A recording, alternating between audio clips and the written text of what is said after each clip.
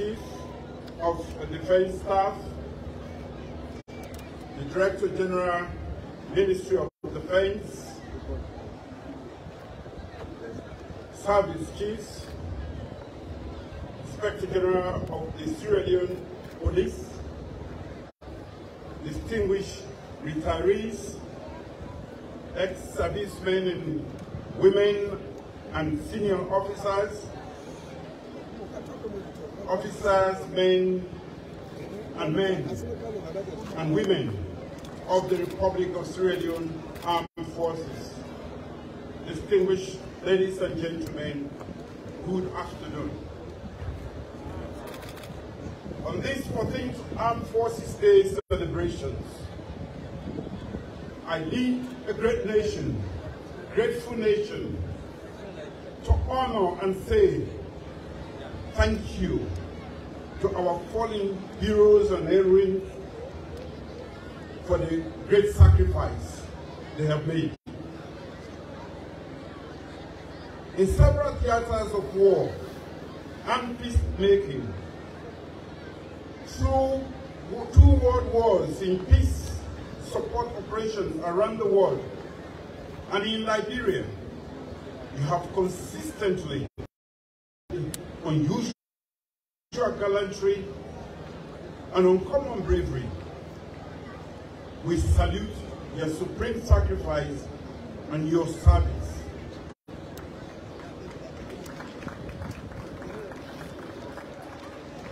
To the brave warriors who defended this great nation through 11 years of civil war, and most of whom paid the ultimate price or bear the indelible scars of their valor.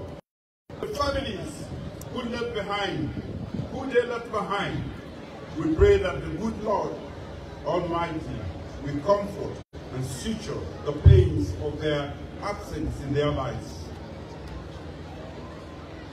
As we eulogize them, be assured that in the words of the Holy Bible, Psalm 34, verse 18, that the Lord is close to the brokenhearted and saves those who are crushed in spirit. Quran also reminds us in Surah 2 and in Shira, far in attitude. John F. Kennedy once said, as we express our gratitude, we must never forget that the highest appreciation is not to utter words, but to live them. We must therefore express our gratitude for the sacrifice of the men and women of our armed forces by upholding the peace and keeping our nation together, by protecting and promoting the rights of our citizens, by supporting the Sierra Leone police in keeping law and order, inclusive and sustainable development, and by consolidating our democracy and bolstering institutions of governance. That we must do not because we feel like it, but because we are obligated to contribute to the peace, security, stability, and the development of our dear nation. I am who I am today because of this army. This army sharpened my core values of public service, discipline, and loyalty. Its enviable tradition of strict regimentation and esprit de corps molded me nearly 40 years ago. Like all of us who served then and serve now, this army taught us that there is no greater service than to serve our country through war and in peace. In the words of U.S. General George S. Patton, the soldier is the army. No army is better than its soldiers. The soldier is also a citizen. In fact, the highest obligation and privilege of a citizen of citizenship is that of bearing the arms of one's country. Congratulations for serving this nation.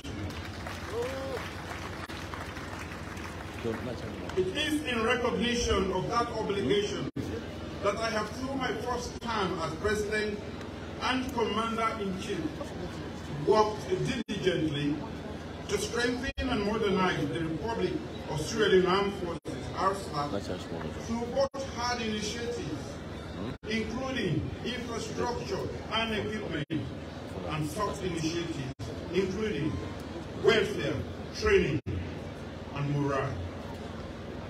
These efforts, I say with all humility, are unprecedented, but not unexpected. In my manifesto, I promised the RSLA that I would work diligently to transform it into a professional, well-equipped, and highly capable force with motivated men and women who can carry out their constitutional mandate when required. No head of state has paid so much attention to and done so much for the RSLA in so short a time, ladies and gentlemen. I must at this juncture commend and appreciate the government and people of the People's Republic of China for unconditionally supporting my government's vision for transforming RSLA. Other global and sub-regional partners have also fully supported our bid to modernize and restructure our RSLA. Thank you all. Distinguished ladies and gentlemen, from the site of the old Mayon officers' mess, my government has constructed a modern state-of-the-art officers' mess. Towering just behind it is an imposing edifice, 104-bedroom accommodation for single officers at Wilberforce Barracks. At Wilberforce Barracks, still, my government has also constructed an ultra-modern warrant officers and sergeants' mess. As follows, my government has built 6 additional accommodation blocks for junior officers. At King Kong, my government has completed the construction of the military guest house, the Bone Defense. Still on the issue of construction, my government has completed the Gundama Barracks accommodation project and also finished the construction of modern accommodation for a minimum of about 360 personnel at 6 forward patrol bases at Yonkela, Yenga, Solima, Sunkunia, Sanya, and Bomaru.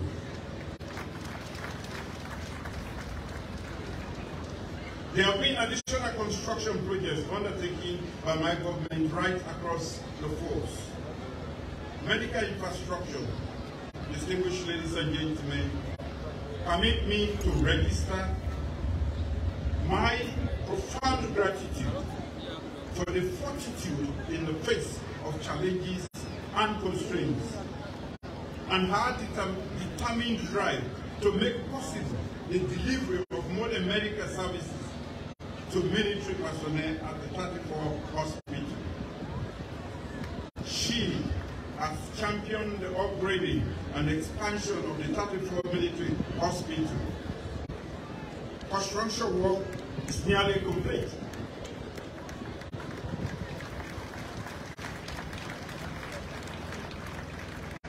The foreign facilities at 34 military hospital will soon be commissioned. A modern administrative block, a total of 500 bed spaces for pediatric cases, for males and for females. A fully equipped defense nursing school for training healthcare personnel that offer diploma-level nursing courses.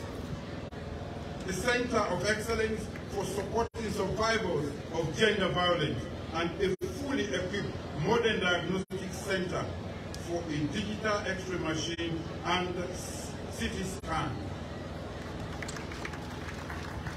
My government has also paved a 2.1-kilometer road around the 34 military hospital with asphalt for all her great humanitarian work that has touched and transformed so many lives, especially the lives of girls throughout our nation. I thank the First Lady on behalf of our staff.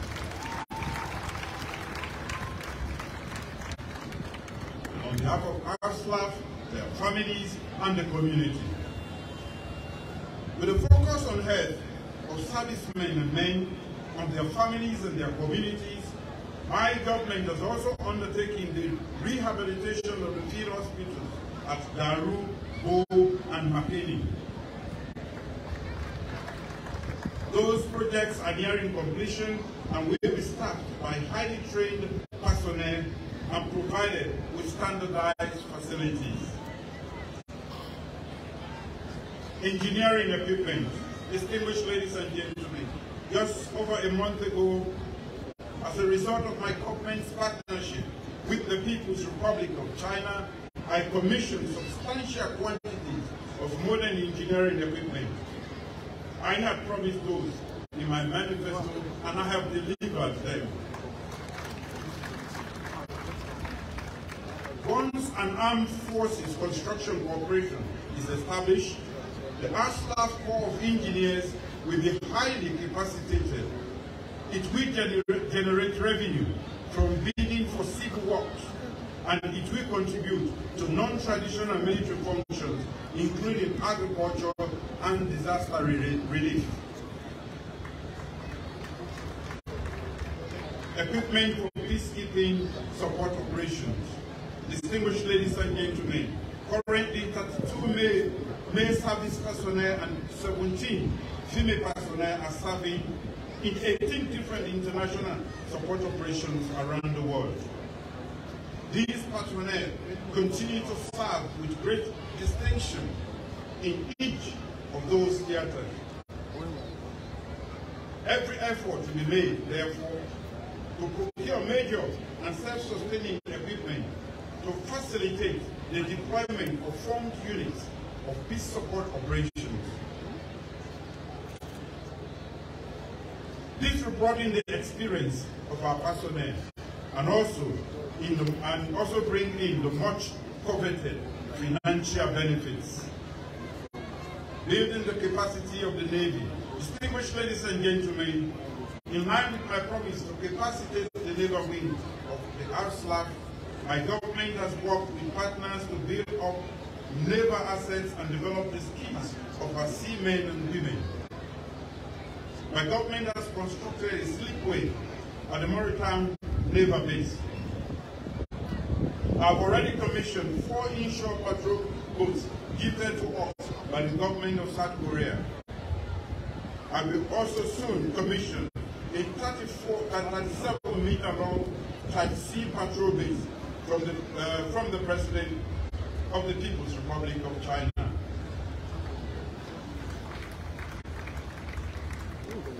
Sierra Leone is a participant in the ECOWAS multi-country support to West Africa Integrated Maritime Security Program that will strengthen the operational capacity of our Navy. Sierra Leone will soon receive the rigid inflatable boats that will be used for inshore patrols and operations. Equipment is being installed in the operational center in forward operating naval bases.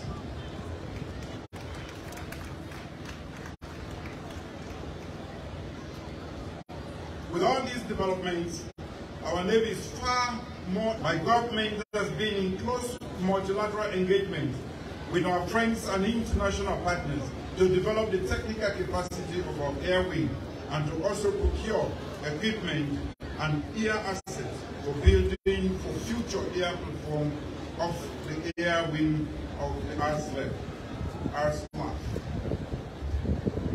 Regimental brass band. Distinguished ladies and gentlemen, we saw that on display.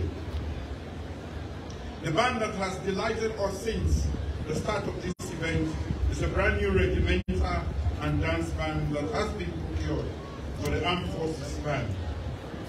This is an acknowledgement the pivotal role of the band that the band plays, both in instilling morale and maintaining a positive relationship between the forces and the citizens at large. Distinguished ladies and gentlemen, in 2019, the Defense Council approved reversion to the tri-service structure. The rationale was to develop the ASLAF into a more capable, modern, and agile force that will deliver on enhanced military missions and tasks as required. Recent partnerships with foreign partners demonstrate that this is possible. I therefore urge that this critical facet of modernization be implemented without further delay. Welfare, education and training. Distinguished ladies and gentlemen, in line with my government's national commitment to promoting human capital development, my government provides educational support to the armed forces by awarding granting aid at tertiary institutions for active service personnel. Other training and educational opportunities will be available as a consequence of our partnership with friendly nations and partners. Welfare, the loan schemes. My government sanctioned the establishment of the Armed Forces Endowment and Loan Scheme that provides loans to service personnel to address pressing welfare issues. Additionally, the scheme will enable ASLAF to establish revenue-generating business ventures that can further support the welfare of service personnel. Retirement age and pay. Distinguished ladies and gentlemen, my government has reviewed and approved the retirement age of service personnel to 60 years. Service, by the way. Significantly, I'm aware of the efforts to cushion the effects of disproportionate salary scales. Since 2020, my government has given effect to a 75% increase in salaries of soldiers across all ranks. Also, the Defense Council has adopted a novel approach to improving the conditions of service of our service personnel by establishing an Armed Forces Pay Board. The board will start with reviews with the objective of enhancing and rationalizing take-home pay. The basic pay of the service personnel is directly correlated to ex gratia, gratuities, and pensions after retirement. More basic pay means more terminal benefits. Distinguished ladies and gentlemen, I'm aware that the Ministry of Defense has started consultations across the country to determine the number of ex-servicemen and women and to come up with a plan of action in order to have a formidable veterans organization that will be charged with the responsibility of managing their affairs. I believe we can go one step further. I urge the creation of a Directorate of Veterans Affairs located within the Ministry of Defense. The Directorate will be responsible for all matters relating to veterans of ASLAF, including benefits, post-service training and employment, access to loans, and other general welfare matters, including adequate low-cost health care. My government believes that those who serve our nation with honor deserve to be treated honorably for the rest of their lives.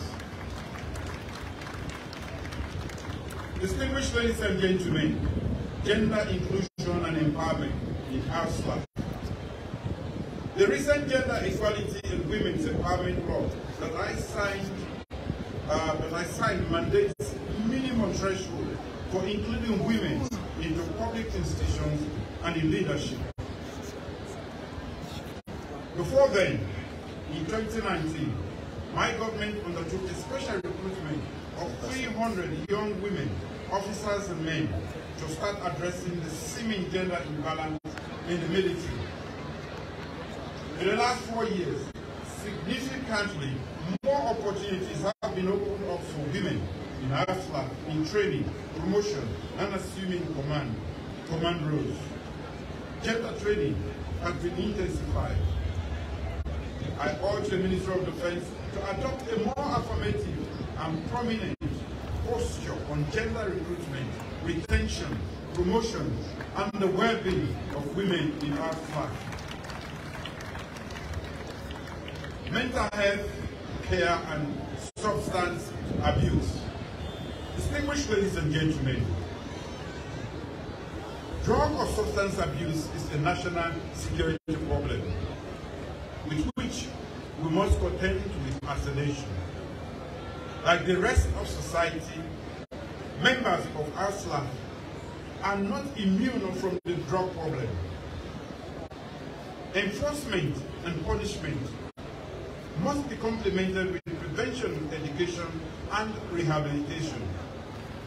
I urge the Ministry of Defense and ASLA leadership to take proactive and concrete measures to address drugs or substance abuse in ASLA. I also know that soldiers are tough people. They are expected to be physically tough. But mental illness is real. It's here and it's real. The ASLA must not simply dismiss it or cast aspersion on personnel and their families struggling with mental illness. I am informed that plans are underway to establish a mental health care unit at the Bow Brigade. Congratulations for that decision. I urge the Ministry of Defense and the ASLA leadership to not only map out the extent of the problem, but also forge strategic partnerships with the Ministry of Health and Sanitation, agencies of government and foreign and local partners to provide comprehensive, quality mental health care to our personnel and their family forces today. Ladies and gentlemen, the Ministry of Defense and ASLA leadership must do more to communicate the significance of this public holiday celebration of the men and women who serve and have served proudly and loyally served this nation. The ASLA should engage the National Council for Civic Education and Democracy, civil society organizations, the Ministry of Basic and Senior Secondary Education, the Ministry of Information and Communication, private broadcasters and professional media organizations, traditional and civic leaders, community leaders, and more, to organize events around Forces Day and teach the significance of Armed Forces Day as part of civic education. The general public must and should learn about why service in the military matters and what service in the military means. I can also imagine that in this day and age of technology and social media, the Ministry of Defense and ASLA can get our brothers and sisters in the diaspora and other persons with access to social media involved not only in celebrations, but also in celebrating the significance of armed forces in their own unique ways. Virtual events and celebrations on Facebook, Twitter, WhatsApp, via online letters, newsletters can guarantee more participation in and knowledge about the significance of Armed Forces Day. Distinguished ladies and gentlemen, beyond the single day celebration, I urge the general public to celebrate the great service of our men and women in uniform and to say thank you in their own small ways whenever they interact with them.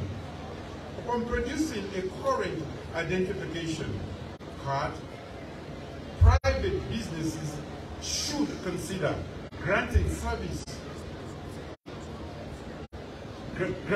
and serving retired personnel discounts on goods and services, as well as preferential services. I'm not saying I'm not going to use also. For instance, transport operators should consider lower fares. Mobile companies should consider special discount plans. Retailers, including supermarkets, including building supplies, electronics, and houseware or general merchandise stores should consider special discounts for our servicemen and women.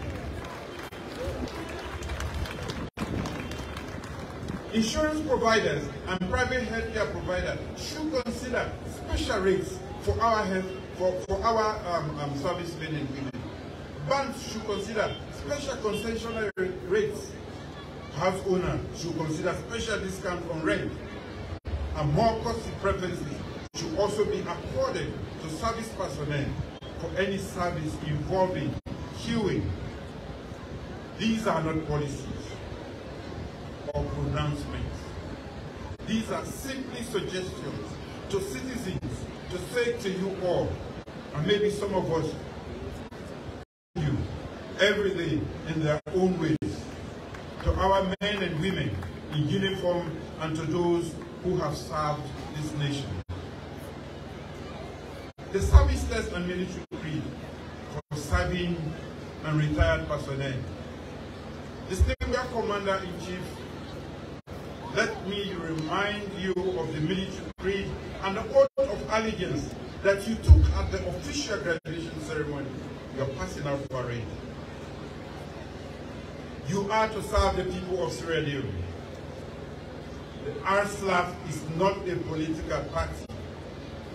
The RSLAF is not a political entity. Like our moderator said, we are politically professional, law-abiding, and loyal.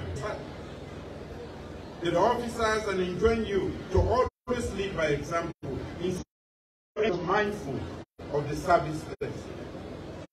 Ask yourself the question: have your actions or behavior adversely impacted, or are they likely to adversely impact the efficiency or operational effectiveness of the service?